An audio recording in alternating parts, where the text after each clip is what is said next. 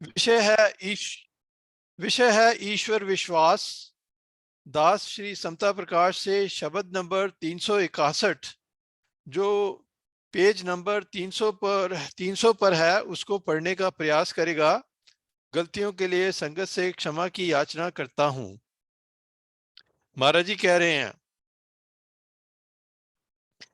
एह बिद रखो मन में विश्वासा, एह बिद रखो मन में विश्वासा।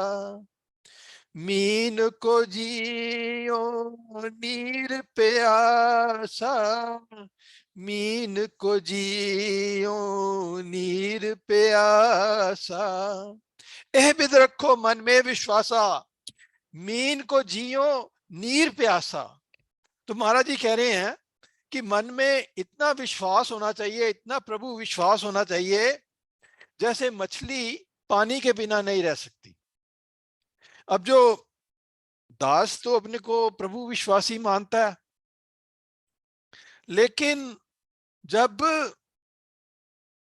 जब कोई जब कोई आ, कोई कई बारी अपनी उसको अपनी अकल पे, अपने चतुराई पे उसको ज्यादा विश्वास है। कई बारी जब कोई जब कोई आ, कोई तकलीफ आती है या कोई ऐसी कोई चिंता आती है, तो सबसे पहले वो अपनी अकल का इस्तेमाल करना चाहता है।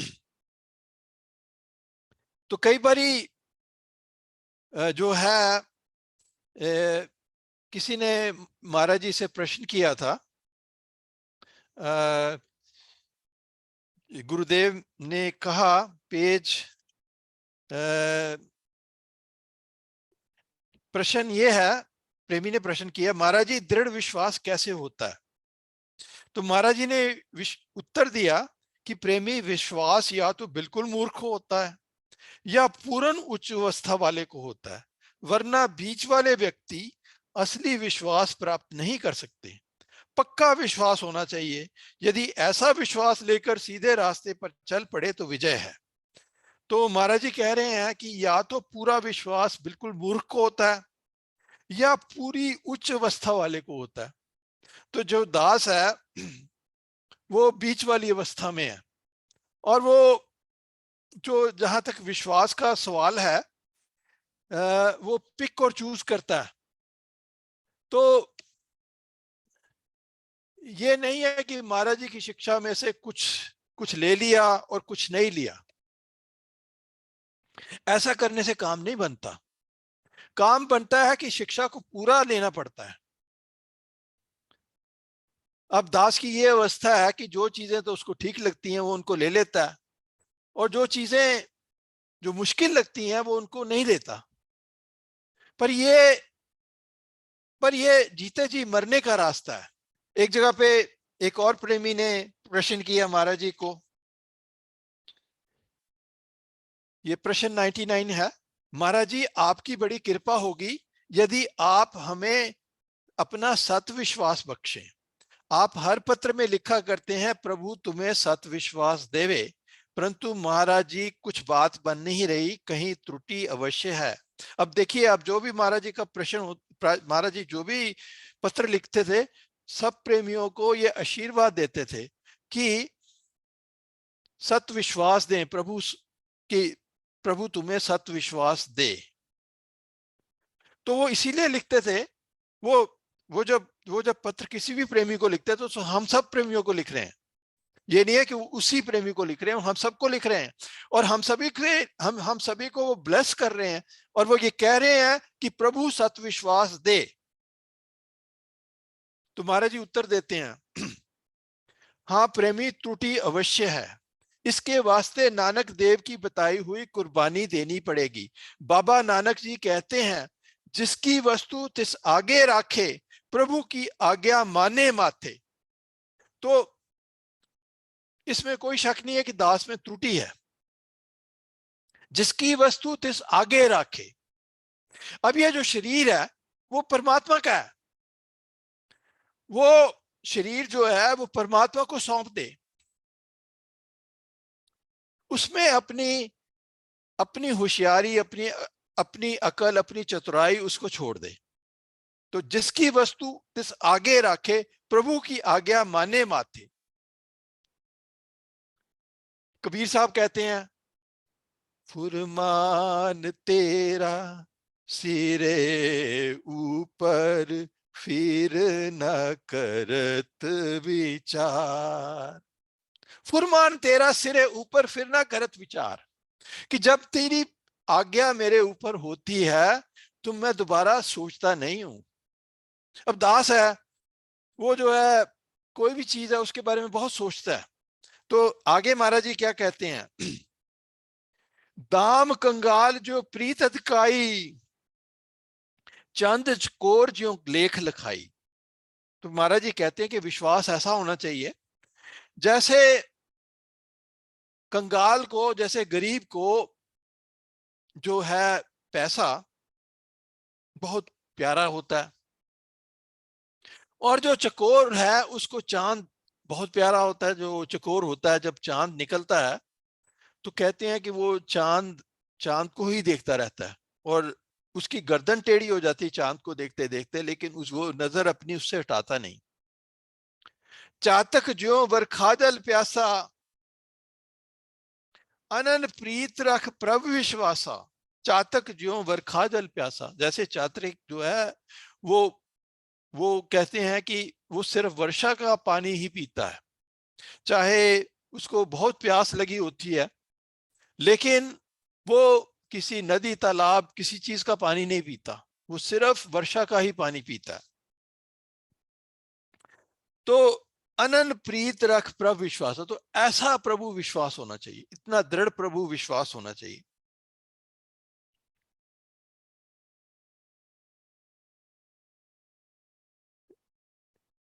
जैसे इसमें एक ये महाराज जी की जो है जो जीवनी है वो देती, वो बार बार उसमें ये एग्जाम्पल आते हैं कि उनका प्रभु विश्वास कितना था।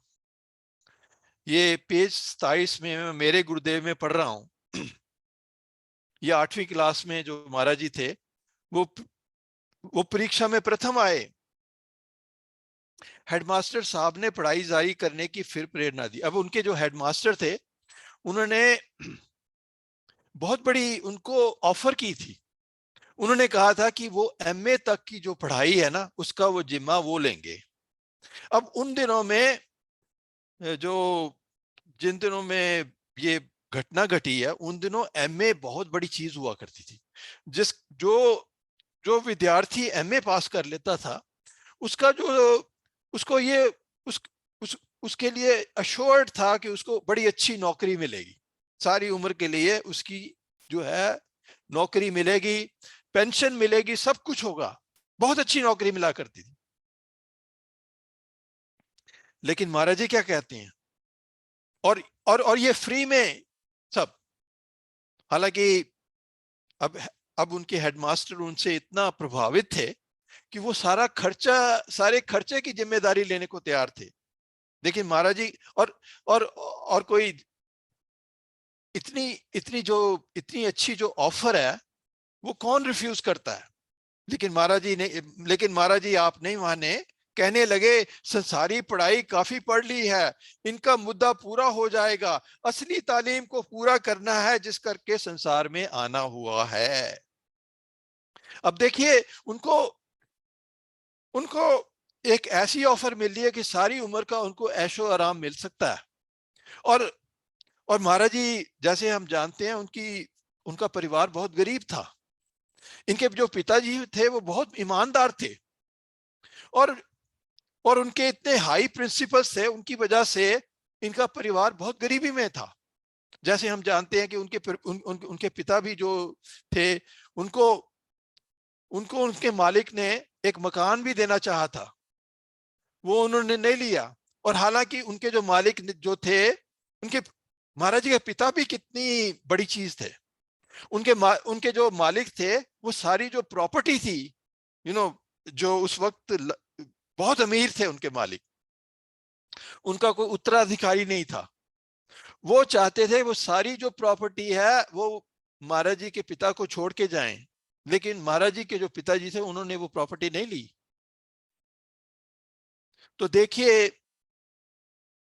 कहां तक कितना जबरदस्त प्रभु विश्वास है, ना सिर्फ महाराज जी में, सिर्फ उनके पिता में भी, क्योंकि उनको पता है कि ईश्वर जो है वो देखभाल करेगा।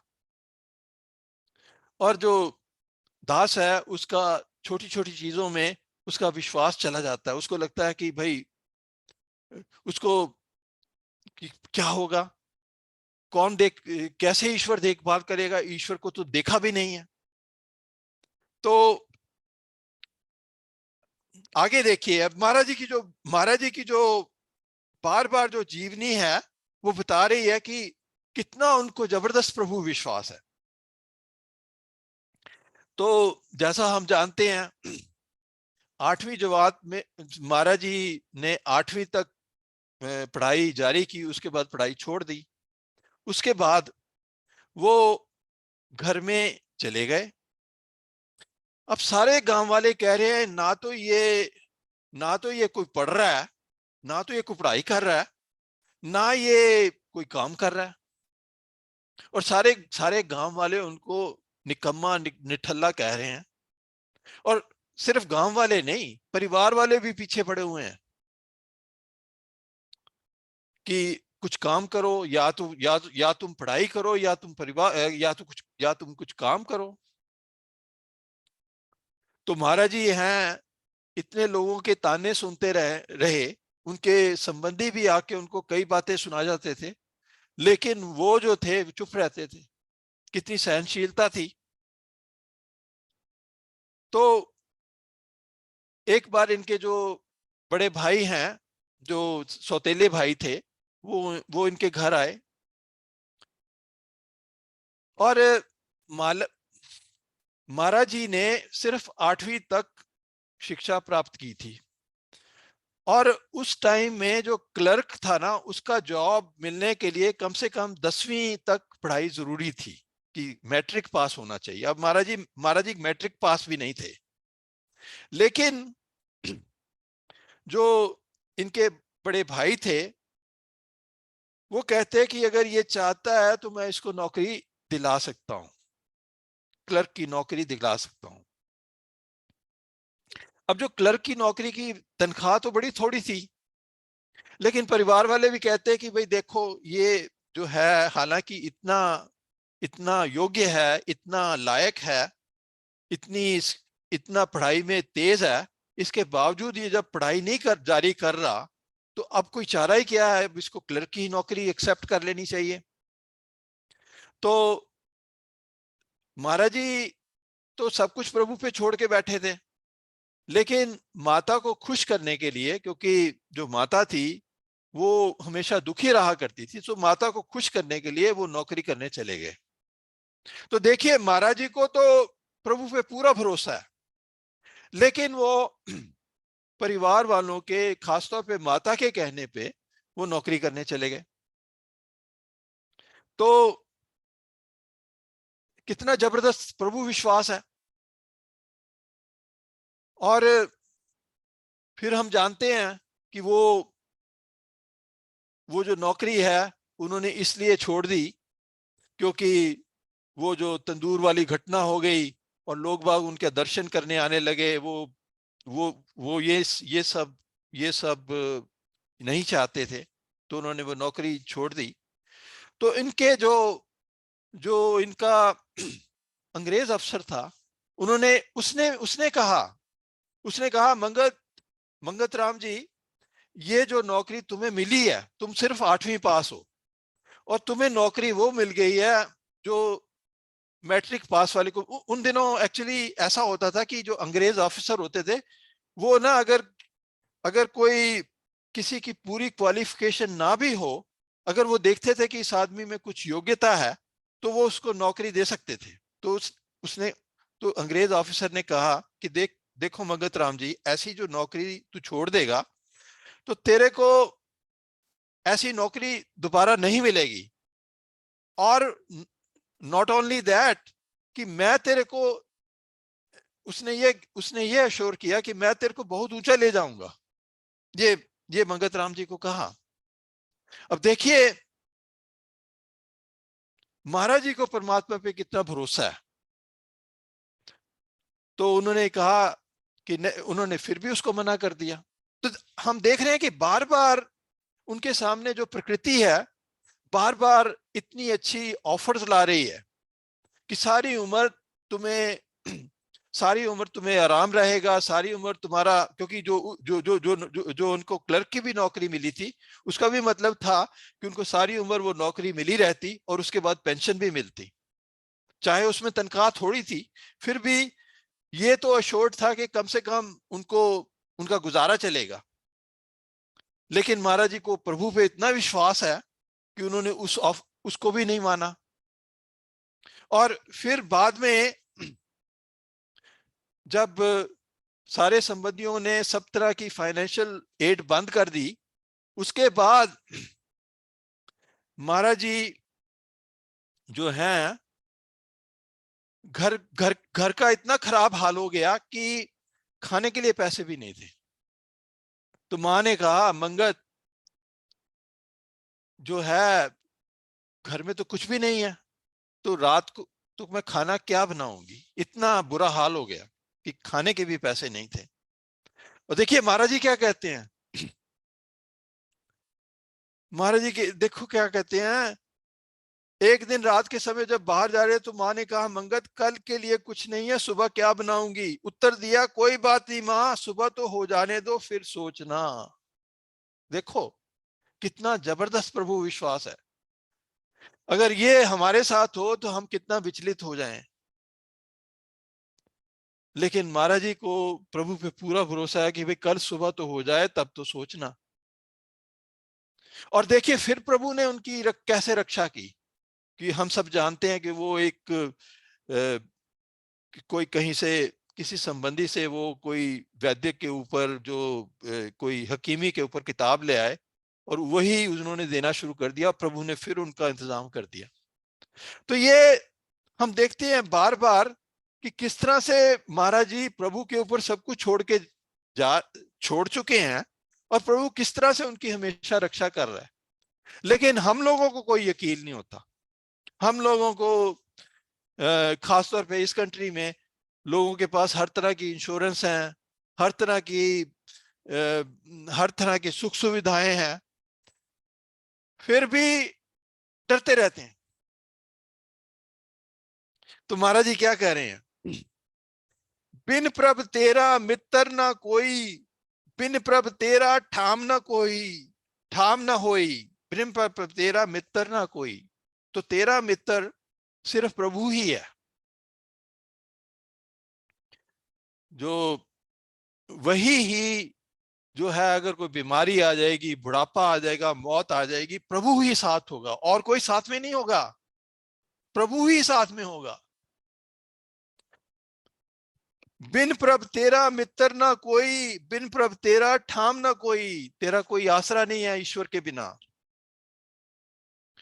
बिन प्रभ तेरी नहीं विपता जाए, बिन प्रभ अंत ना कोई सहाय, बिन प्रभ तेरी नहीं विपता जाए।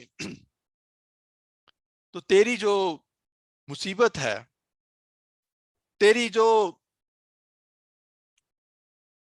मुसीबत, ईश्वर ही जो है वो तेरी मुसीबत को संभाल सकता है।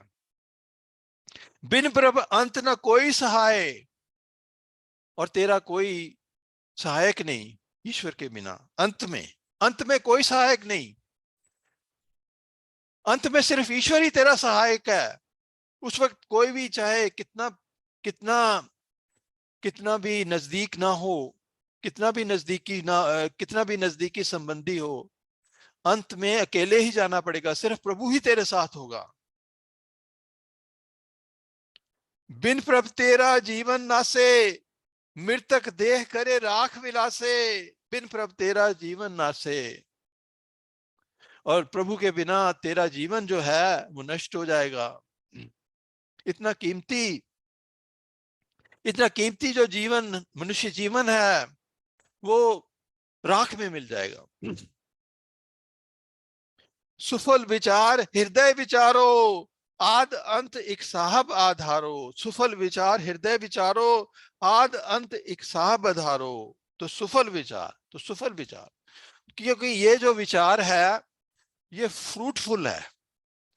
इसका अगर तेरे अंदर प्रभु विश्वास होगा, पक्का प्रभु विश्वास होगा 100%, सुफल विचार हृदय विचारो, आद अंत एक साह बदारो, कि वही ईश्वर ही तेरा शुरू में और अंत में तेरा आधार है। साहब सिमरे पावे परम खुशहाली, जरा मरण जाए काल की जाली। साहब सिमरे परम खुशहाली। तो चाहे तेरे पास बहुत पैसा हो, चाहे बहुत पैसा हो, वो पैसा तेरी बुढ़ापे में, तेरी बीमारी में और तेरी मौत में कोई सहायता नहीं करेगा। सहायता सिर्फ ईश्वर का नाम ही करेगा। ईश्वर का नाम होगा तो तेरे को बुढ़ापे का, डिजीज का और डेथ का कोई डर नहीं रहेगा। ईश्वर ही वो डर जो है तेरा दूर कर सकता है। चाहे तेरे पास मिलियंस ऑफ डॉलर्स हो, जो जो बुढ़ापे का, जो ओल्ड एज का, जो डिजीज का, जो डेथ का जो फियर है, वो तेरे मिलियंस ऑफ डॉलर नहीं दूर कर सकते, सिर्फ ईश्वर ही दूर कर सकता है। इसलिए महाराज जी कह रहे हैं, साहब सिमरे पावे परम खुशहाली, जरा मरण जाए काल की जाली। प्रभ सेवे तब होवे प्रधाना, ऊंच गुणों में जीवन बिताना। प्रभ सेवे तब होवे प्रधाना। जब तू ईश्वर की सेवा करेगा, जब तू ईश्वर की सेवा करेगा तो दूसरे लोग भी तेरे से प्रभावित होंगे और तेरा जो जीवन है ऊंचे गुणों में जाएगा। नहीं तो सारी उम्र चोरी ठगी कपट में निकाल देगा।